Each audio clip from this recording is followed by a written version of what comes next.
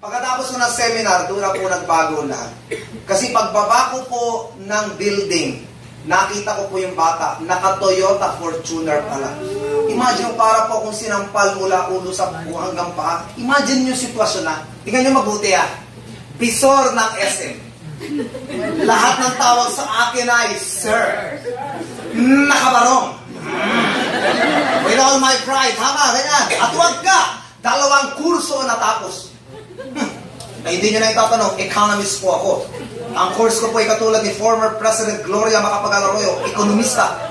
At yun po ay kurso ng mga matatalino. Hindi ka makakatapos ng course na yun kung hindi ka napainom ng bursary ng nanay mo nung ikaw ay bata pa. Nagkataon lang napainom ako ng bursary ng nanay ko. At hindi lang yun, ako din ay graduate ng Theological Studies sa SB Seminary. Dapat talaga ako magpapari. Ayaw lang akong tanda ng mga kababaihan, kaya lumabas na ako. Yung mga tawa niyo para nakakalay. Hindi nyo lang kasi maramdaman ang nararamdaman ko. Ang hirap kaya maging wapo. Kaya tatawa-tawa kayo dyan. Eto na! Eto na! Ganun. Tapos ang masakit sa lahat, imagine mo, bisor ka na, nila lahat. Yung nagsaseminar ay mukha namang mahirap. At, Diyos ko, naka-Fortuner. Ako hiyang-hiya. Kasi sa baba ng building, ganito itsura ko. Nag-aabang ng bus. Imagine niyo. Alam niyo, experience ko nung ako bago maging networker, kakaiba po talaga. Kasi pagkatapos sa seminar, sasakay na ng bus. Sa Ortigas ako nakaten. At ang uwi ko po ay sa Ingang, Cavite. Ang layo ho noon. Kaya ngayon, meron hong bus na Jasper mula Ortigas hanggang Cavite. At doon po sa, alam niyo naman sa Manila, kapag sumakay ka ng bus, kahit ayaw mo sumakay, basta nakaganyan ka lang, itutulak ka talaga patapos. Sobrang siksikan tama ba ako? And during that time, alam niyo bang buwisit kang ganyan, naka-attend ka ng seminar, nagutom-gutom na ka na, tapos nakasabit, tapos habang sumasabit po akong ganyan, Diyos ko yung katabi ko may putok pa. Sabi ko, pagbuhiran mo kayo ito. Tapos pagod ka na, nakaupo ako sa Imus, Cavite na. Tapos yung bang pagkakaupo ko kayo talaga ang sama na pakaramdam mo ganyan, yung bang galing ka sa pagtatrabaho, umating ka ng seminar, sumakay ka ng bus, ano yung pressure? Tapos pagdating ko sa bahay namin, gutom ka na. Pagbukas mo ng kaldero, walang sinaing. Tapos pagtingin mo doon sa lamesa, may ulam naman, wala naman takip. Bakit pati pusay ayaw galawin? Kasi asin na. Ang buhay talaga ito. Ang hirap po ng buhay. Alam niyo ba nung gabi yun? Nung gabi po ako naka-attend na ng seminar na ganyan, hindi po ako mapagkatulog. Talaga sabi ko, paano kung gagawin ko? Wala naman po akong pampunan. Kaya ang ginawa ko, nakapangutang po ako. In short, nakasali po ako sa AIM Global. Ako po ay 12 years na sa AIM Global. Mag-13 years na. Ayaw ko na pong magyabang sa inyo. Ako po ay may mga bahay. Hindi ako naman pinitigilan ko ng magyabang. Ako po ay may mga sasakyan. Baka sabihin niya naman, napakayabang ko. 3 pong condominiums ko.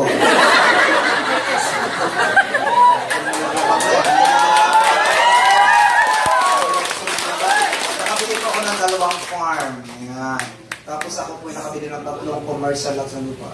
Pinipigilan ko, hindi ko talaga mabigay.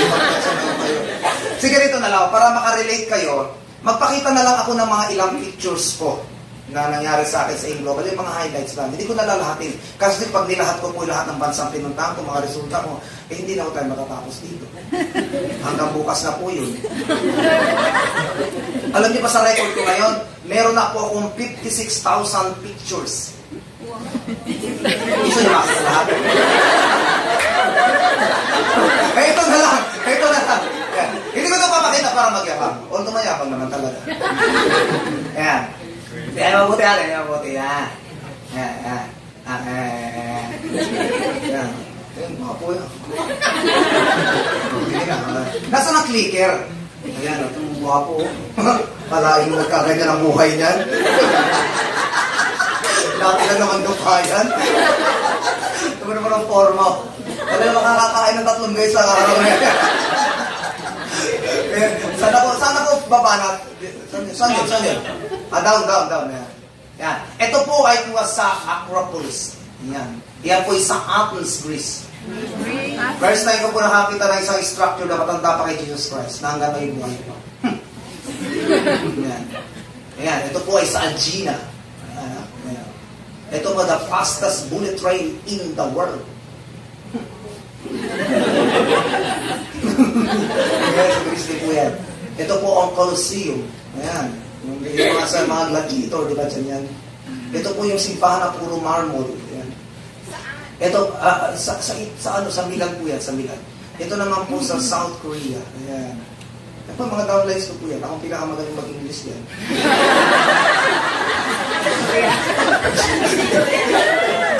Ito po ay sa Corinth Canal.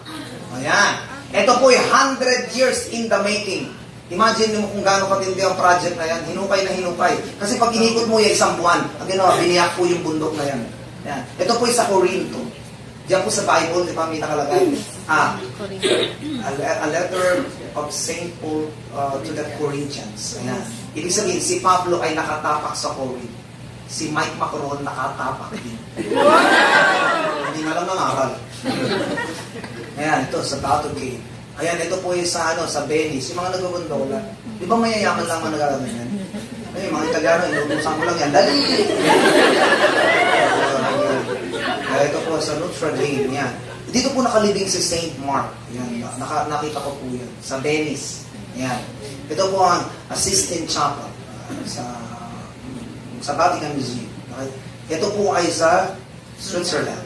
Alam niyo ba? Nung nakarating ako ng Switzerland, doon ko natuklasan kung bakit ang flag ng Switzerland ay cross. Alam niyo bakit? Bakit? Kasi nakarating po ako doon sa highest peak mountain na Luzon. Pagdating pagsilip mo ganyan, makikita mo ang river nila, Hughes Cross. Kaya pala may red cross. Alam niyo ba kung saan kami nag-stay? Noong kami nasa Switzerland, sa Royal Palace Hotel. Kung saan tumira si James Bond, yung gumanap na James Bond. Oh. Eto pa, nasa na? Ayan, sa Singapore. Ito sa Great Wall of China. Ayan, dyan ako ng jogging. Yan, yan. Yan na, oh, yan. Yan, ang gwapo naman talaga. Yan, sa St. Peter Basilica. Ito po yung mga may crush sa akin. Hindi totoo po yan. Pag nakikita ko ng mga yan, ba talaga naglalaway sila? Gusto nila yung mga mukhang ganyan. Yan. Alam niyo, yan. Tingnan mo naman, ito po yan. Sa Maldives, sana. Yan, sa Dubai, di ba? Dalihan na natin, Ano yan? Anong tower to? Ayan, ito. Anong tower yan? Burj Khalifa. Ito, 104. Ito, sa France. Lahat ng tower sa mundo, napuntahan ko na, ayan, Tokyo Tower. Ayan, Skytree Tower. Yan ang pinaka-paborito ko.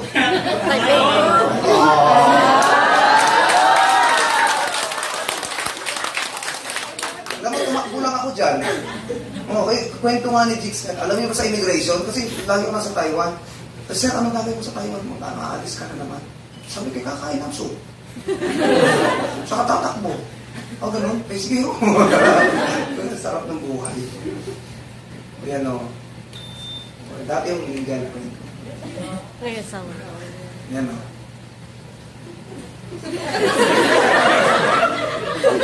na diba? Sayang. Ngayon ko lang siya nakilala. Gusto niyo bang boyfriend mo ginaganyan kayo? Saint Lucia. It's a baby. It's a baby girl. Nakakatuwa po sa St. Luke's kasi sila, may reunion pala sila every year. Lahat ng pinanganak sa St. Luke's. Meron pang ID na bibigay sa'yo. Sino pinanganak dito sa St. Luke's?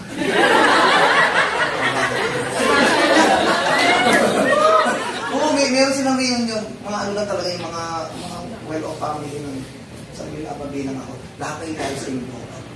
Palapag. Ayan po siya. Kasi talaga na po yan. Ayan na, diba? Cute na. Ay, mga kapatid, ito. Tingnan niyo mabuti. Hindi na naman Ito, pakinggan niyo mabuti. Ano ang ginagawa ng batang yan? Tingnan nyo ha. Kasi tumawag sa akin ng bangko. Sabi niya, Sir, kailangan ang anak mo ay pumirma. Sabi ko, paano pipirma yun? Ang bata-bata pa. Sir, kahit iliit na. Ayan po sa video. pinadala lahat ng documents niya. Imagine mo, liit na bata, kailangan ng pumirma. Bakit? Meron na akong ginawa. Alam niyo ba ang pinirmahan ng batang yan? Tingnan mo, tuwan-tuwa yan, no? Oh. Walang kaalam-alam na ang pinirmahan niya. Ito yung kontrata. Pagka-graduate niya ng college, may makukuha siyang millions of pesos. Millions. At alam niyo ba, simula ngayong October 2019, 6 digits ang matatanggap niya. Every October, every year po yun. 6 digits na pera. At pagka-graduate, malalangsam niya lahat. Ang laki ho ng pera na nilagay ko sa anak ko.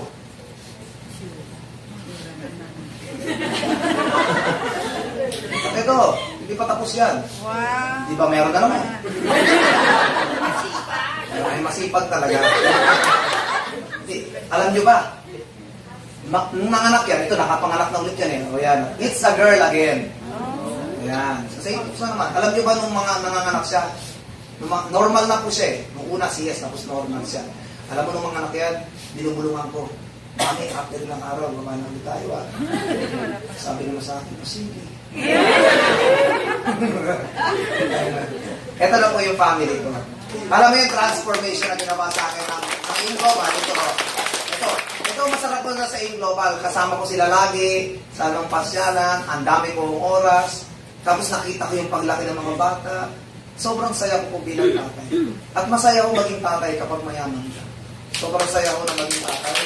Hindi mo problema ang finances. Sana, ito na. Tingnan nyo, ito sila.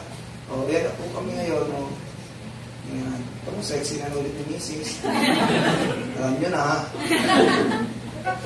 Yan. Hindi ko po akalain na darating ako sa ganito. Yan. And ito po isa sa mga condo ko. Diyan ako nakatira. Yan. Ito po yung isa sa pinakamahal na condo sa Asiana.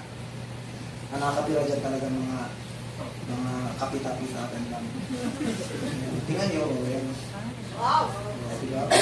Gracias. Question. Sino po sa inyo gusto mangyari? Sino nangyari sa inyo? Yeah!